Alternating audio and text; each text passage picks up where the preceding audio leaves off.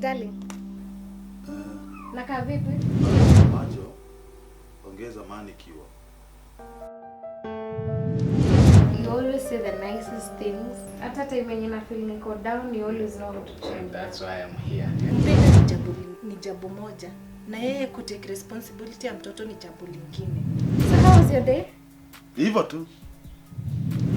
Kusaidia kama rafiki. Wacha tushtaki. My husband invite lunch na unajua for a while hatujakuwa in good time. David, Yes. you are still here. I think I'm hungry. I can take any offer I get.